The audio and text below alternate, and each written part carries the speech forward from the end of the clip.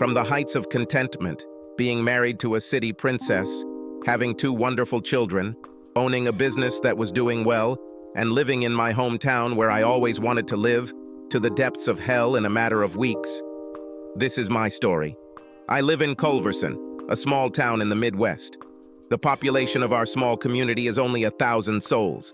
The nearest settlement, a small town with a population of 20,000 people, is located about 60 miles from us. There are other small towns in between.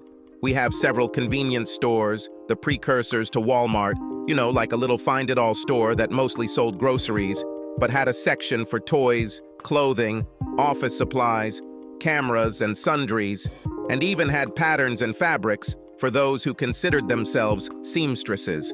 We also have a small pharmacy, a local True Value franchise, a farm store, several coffee shops, a large local bank, and a small credit union, as well as my computer services business. My company, in general, was engaged in IT consulting. I sold hardware, computers, servers, and monitors, but mainly to those who were interested in a full package of services, including networks. My clients included a bank, a local hospital, and a school system. My closest competitor was in a larger city, but I had clients even there and often had to troubleshoot competitor networks. Oh, I think I should introduce myself. My name is Tim Macaron. I am 30 years old. For those who are interested, I am 183 centimeters tall and weigh 82 kilograms if I get wet. Until recently, I was married to a girl I knew all through middle and high school, Becky Maines Meheron, who will soon be remarried as our divorce is finalized. We were married for 7 years. I thought they were good years, but apparently she didn't think they were so good because she stunned me with her divorce announcement. Now I must state that we were not high school sweethearts. We practically did not communicate with each other, as we ran with different companies. We studied at the same university, but even there we did not communicate in the same company. And we didn't communicate at school since she was a local princess. Her dad, Ronald Maines, owned the only bank in town. Maines Federal Bank lends to local farmers, the feed store, local stores, Ned's supermarket, and most other local businesses, and almost everyone in town gets auto and home loans through the bank. I think we all like to meet our banker face-to-face, which is why internet banking hasn't caught on here. I even have a small operating loan from my father-in-law. Well, let's get back to Becky. It was only after we received our bachelor's degrees that she suddenly became interested in me. I was a bit of a fanatic about her when we were in school. She was a pretty blonde of decent height and weight, with a nice bust and ass and a major cheerleader.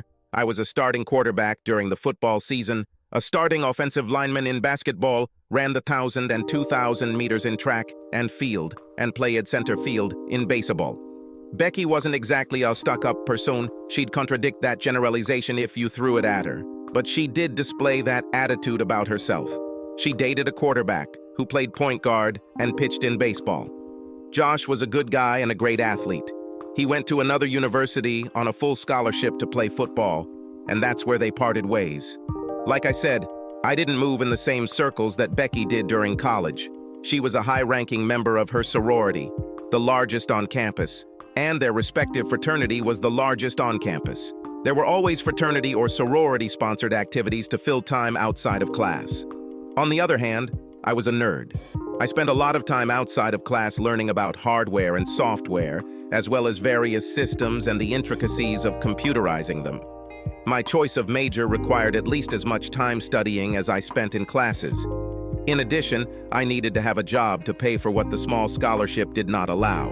My father was the manager of Ned's superstore, so his salary wasn't huge, just enough to keep me from grants.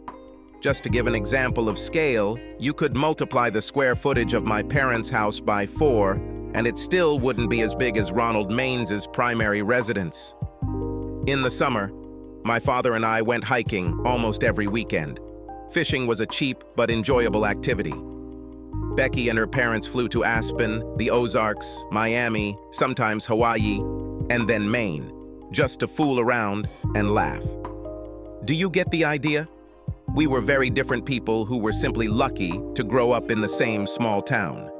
When I returned home from school, Becky suddenly wanted to date me. She almost followed me. I never really understood her interest. Yes, I started my own business, but at the time I was working alone. I applied for a small business grant to get startup capital, and after the first year, I was making a small profit. One evening, when we were both in the same bar with a live band, Becky finally decided to ask me to dance. We suited each other very well. Mom insisted that I learn different dances, so I didn't do too badly. We broke up when the bar closed for the night, kissing outside her car and making me promise to call the next day for a real date. I was an only child. Something in my mother's uterus did not allow the fetus to develop normally. I must have been a miracle child. Becky had a brother who left home at 18 and disappeared from the face of the earth. I don't think he liked Ronald very much. A year after I graduated from high school, my father died of a sudden heart attack. Mom said he was talking about mowing the yard, and after a while she noticed something sticking out of the door of a small shed at the back of the property. My father lost consciousness, and by the time my mother noticed it, it was too late. The ambulance guys didn't even try to revive him. He's been gone too long. Becky attended her father's funeral, although we only had a few dates. I was glad to see her there, and at the cemetery she came to my side and held my hand as tears streamed down my face. She was also very kind to my mother and some of the small family who went to great lengths to support us. Mom's house was fully paid off before Dad died, and he had a nice life insurance policy that would guarantee her an income for the rest of her life if she was careful. Thank God for that, given recent developments. I will return to this later, an old joke about a guy who chased a girl until she caught him. Well, it wasn't like that with Becky and me. She was following me. She asked me out on a date. She was the initiator of our sex life. I won't go into details. I'll just say that sexually we suited each other very well. We started dating each other exclusively, at least from my point of view, and I didn't hear any rumors about her dating others, and we had sex 2 or 3 times a week. There were days when I had to travel to some remote settlements. Some large farms wanted to integrate all their computers, from tractors, seeders, milking parlors to home computers. They all had to have access to Wi-Fi. Since the buildings are sometimes located at considerable distance from each other, logistical obstacles had to be overcome. So I don't know if Becky was at home at her parents' house on those evenings when I was too busy to see her. Oh yeah, I forgot to talk about Becky's work. Since her major was women's studies, she couldn't find a suitable job at Culverson and went to work for her dad. She started as a cashier and quickly rose to vice president of the lending department. Of course, it was nepotism, but she threw herself into her work and received an education, as her father wanted, in the field of banking. Years later, I can look back and see how I was duped into marriage. One evening before Christmas that year, Becky told me she was pregnant and asked what I was going to do about it. Guided by the values instilled in me by my parents, I proposed to her immediately.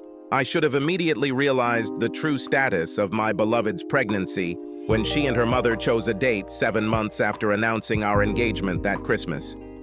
By the time I finally realized that she had lied about being pregnant, plans had already been made and a huge number of invitations had been sent out. When I asked Becky about this, she just shrugged.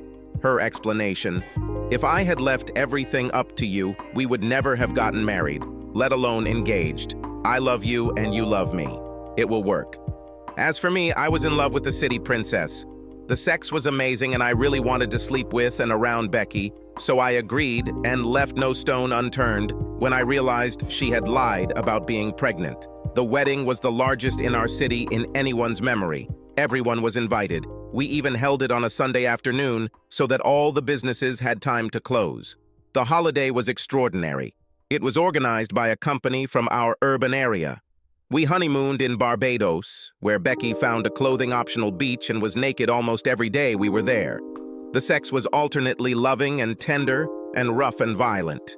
We did it all. We explored the island by scooter and even snorkeled in the clear Caribbean Sea. After 2 weeks of hedonism, we returned to work.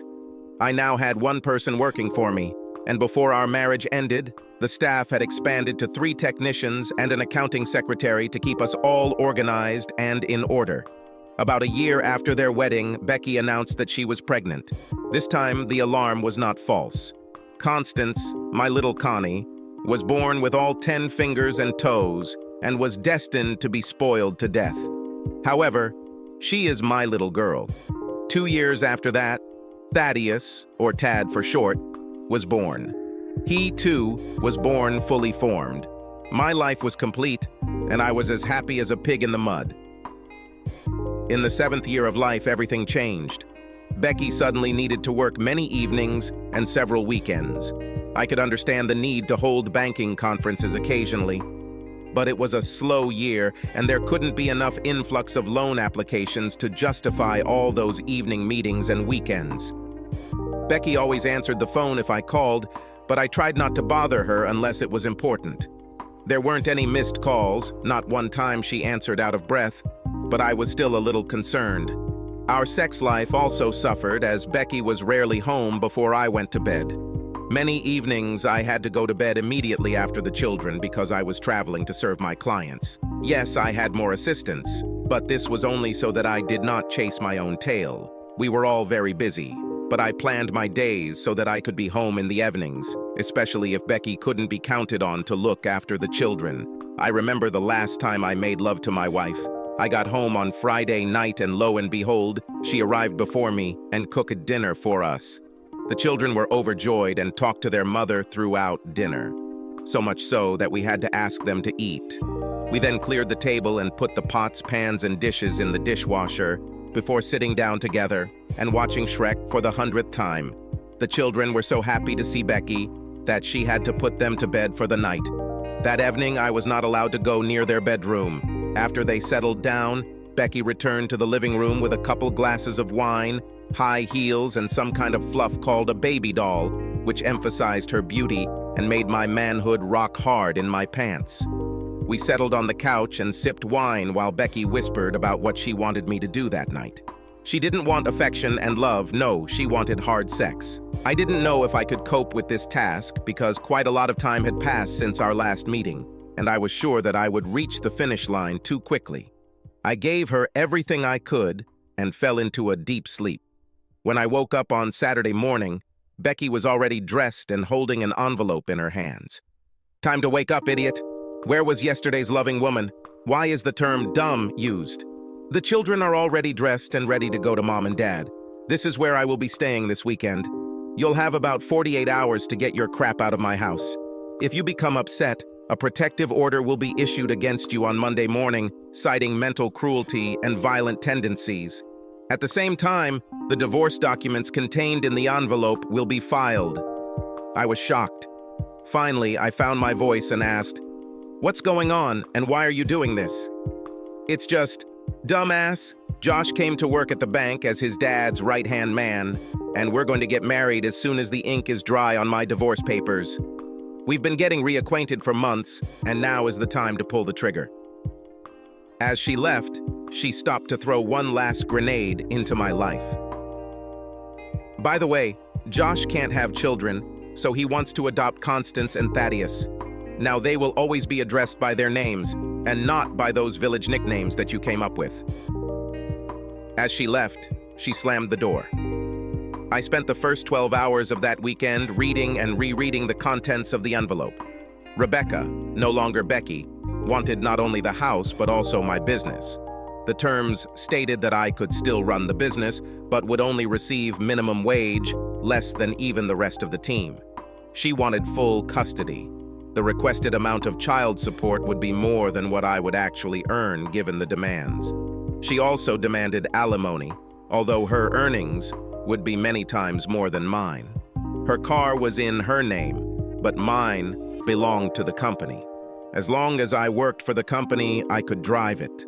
We had some savings, not very much since we were still young, but some. She had already withdrawn all but a few dollars from the account. I didn't even get half of it. I finally decided to stop reading and thinking and get down to business. I called everyone I knew and found someone who could lend me a pickup truck and trailer. I didn't have my own friends, only our ones, and I knew that they wouldn't help. I ended up calling a few guys I'd talked to at school, and they came over right away, and we packed the trailer with stuff Becky wouldn't handle. I had nowhere else to go, so I went to work. The year before, I bought an entire building so we could have more room to expand. On the second floor at the back of the building, there was a small apartment, shabby and dirty. I rolled up my sleeves and spent the entire day on Sunday cleaning. The air mattress was my bed. Friends lent me some old furniture and some pots and pans so I could eat and have something to sit on. A small microwave would suffice for a while until I found a stove. I also needed a refrigerator, but I made do with a cooler, with ice for beer. On Monday, I woke up crumpled and with body pain. I don't recommend using an airbed unless it's a last resort. The shower was cold, as there was no hot water on the second floor, only a small tank for the bathroom in the office downstairs. I managed to shave and look more or less presentable. I called several local lawyers, and it soon became clear to me that I was being viewed as on par with a mass murderer. My father-in-law made it clear, I will not be provided with any assistance or loans will be taken out. I didn't have time to call a lawyer from afar, so that morning I went to court representing myself. Judge Gavin presided. I had a very bad feeling. The judge was always present at all Maine's family events, and I would be willing to bet that his car and house loans were through Maine's Federal Bank. He addressed his first comments to me. "Mr. Mecharon, why aren't you represented by a lawyer?" "Judge, I apologize, but my wife handed me the documents on Saturday morning, and I was only able to look for a lawyer this morning before the trial. No local lawyer will take my case. I ask for a delay so that I can find a lawyer from more distant places." Denied. I do not understand this. According to the case file, these documents were filed 3 weeks ago, and a trial date was set at that time. The file also states that a sheriff's deputy served you at your place of employment that same day. You have had enough time to seek the help of a lawyer and submit the necessary documents confirming your financial situation. I must find you in contempt of court for your blatant attempt to delay the proceedings. Your Honor, I would like to protest and hope that this will be entered into the official record of the court that I believe that I am being pushed into a settlement that is entirely in favor of my wife and is being done only to destroy me and not to help my children in any way. Since all of my income documents are filled jointly, my wife should have been able to present my financial situation and thus defeat all claims for unjustified alimony. In addition, she announced that she plans to remarry as soon as our divorce is finalized, so alimony should not be an issue. He hit the table with a hammer. "Be silent. You, sir, have disturbed the order. You have had sufficient time to respond to the subpoena. I find in favor of the plaintiff." He slammed the gavel again, stood up, and left the room. I was shocked. In a matter of minutes, I was divorced. It would be very difficult for me to see my children, and my business was taken away. I looked at my ex-wife. Rebecca at least looked a little guilty about what she had just done. She pulled herself together and looked at me with an arrogant look. "You better get to work. I'm not paying you to sit around and look like someone just pissed in your Cheerio." Hatred had become an increasingly dominant emotion due to the confusion of the past few days. I had to restrain myself, as I saw that the bailiff was closely watching me. He didn't look too friendly. Joshua and the bitch stood up and followed their lawyer out the door. I sat and waited. I needed to not give them a reason to throw me in jail. Somehow I came to the conclusion that this was one of their goals. If I had been jailed for losing my temper, her accusations would have been credible. The bailiff came up and said quietly, "They should already be out of the building. Other bailiffs are watching them, but you know what influence the Marines have in this city, and what in the whole area. Find yourself a lawyer in your state capital. It should be far enough. We support and sympathize with you, but we cannot risk being discovered." I nodded and thanked him. When I walked outside, several people in uniform lined up to watch me leave. I went to the office. Surprisingly, Rebecca and Joshua weren't ahead of me. I thought they would kick their butts to let the employees know who the new owners are now. Their arrogance cost them dearly. First, I made sure that all employees were busy completing tasks. I then wrote a check for cash and sent our accountant secretary to the bank to cash it. I asked her to tell anyone who might doubt it that I was going to be out of town for a few days, serving remote clients, and would need cash. I figured that if I went to the bank myself, there would be orders to stop me. Unless a judge has signed a court order stating who now owns the business, the bank should not deny the business the funds. This was not unusual, since in many small towns, cash is preferred over debit or credit cards, as banks and credit card companies charge a percentage of each transaction from the businesses themselves. Since my name was still on the bank card with my signature, I could withdraw as much money as I needed. I realized that my credit and debit cards were no longer functional, so I needed some of that old green stuff, with the dead president on every bill. There was more than enough money in the account to pay next week's pay, but I didn't want my employees to suffer. I only withdrew a couple thousand. I also emptied my petty cash drawer and left IOs for my ex-wife and her stallion. Now I had to act like the beaten person that I was. The thirst for revenge flared up in my gut and consumed me. Somehow, Rebecca, Joshua, and Ronald will have to pay for what they did. Why Ronald? Come on, do you really think that this bitch and her ex-lover would stoop to destroying me? I think it was Ronald who pulled the strings and orchestrated the whole thing. Otherwise, I would have been served with the lawsuit 3 weeks ago and would have hired a local lawyer. The judge would have been fair in his decision. No, Ronald was behind it all. He never wanted me to be his son-in-law, and now, with his daughter's permission, he was going to make me pay.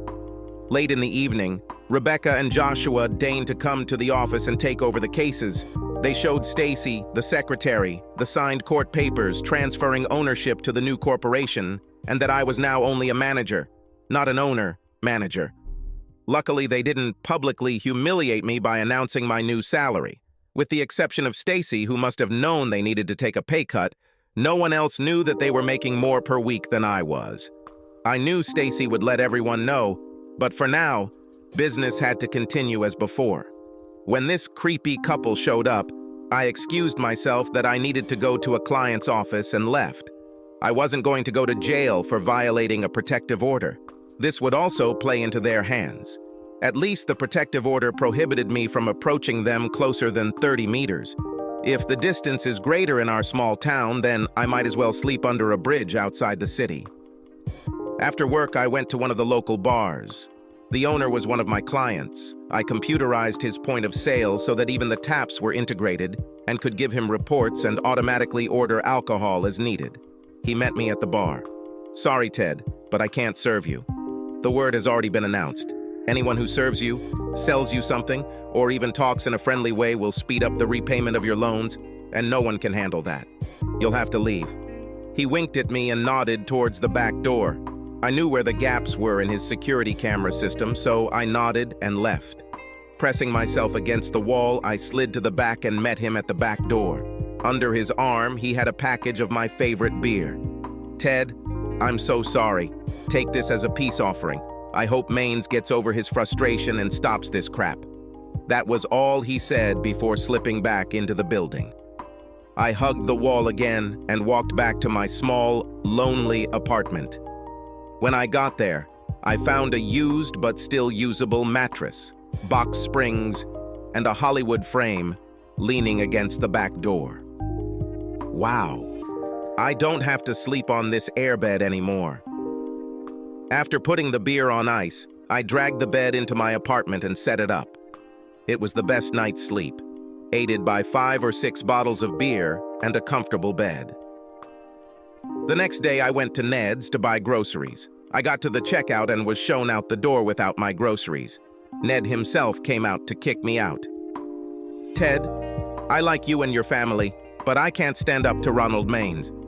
He'll shut me down in a week if he finds out I talked to you when I kicked you out. I'm really sorry. Say hello to your mother. He made a face as if he was angry with me, probably because of the witnesses and the security camera, and pushed me into the door. That evening, all the groceries I had chosen were in a wooden box with a padlock next to my back car door. The key was on the driver's side front wheel. I emptied the box and left it outside.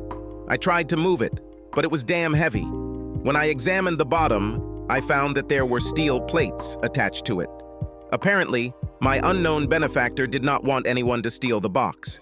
Yes, it wouldn't stop someone who really wanted to scam me, but at least an ordinary person wouldn't do anything. I went out of town for a couple of days to serve a few more clients. The germ of an idea began to grow. I couldn't get what I wanted locally, so I stopped at a small service station outside of town and bought a few small cans of fuel. I bought regular gasoline and some diesel. Every time I went out of town, I bought a couple of things necessary to carry out my plan. During this time, Rebecca and Joshua tried to make my life hell. I had to change my phone number because she was calling me several times a day. Then a police officer came to me and accosted me with accusations of violating a protective order. I argued that I never answered the phone, so I couldn't be the offender. The policeman told me to stop acting out and left again. It got to the point where I couldn't even put gas in my car. A company car, mind you. I had to send someone else to fill the car so I could do my job. My plan came to full fruition when Fed Maine started going after my mother. They called her several times a day, asking her to come and apply for a reverse mortgage. The county claimed it had not received her tax payment. When I called the tax man, he whispered into the phone that Ronald Maines was pressuring him to screw my mother. Now the bastard had to pay. He couldn't threaten his mom about the mortgage, but he pestered her in other ways. She didn't need this stress. A week was all I needed to get ready. It must be the middle of the night when there are only a couple of cops on duty who usually sleep in their cars. Then I could prepare. During the day, I would sneak out and drive to another city to take a nap in my car. I also bought a rattling old pickup truck from a farmer about 40 miles away. I did not immediately register my ownership, since the license plates were valid for several more months. He took it to an old abandoned house a mile outside of town and hid it behind the house for me. I put the plan into action right after all the businesses in town closed for the night. Before starting work, I walked around them and made sure that they were all already dark. I wanted no one to get hurt, but maybe a select few people could have gotten physically hurt, and I wouldn't have cared. It's time to act.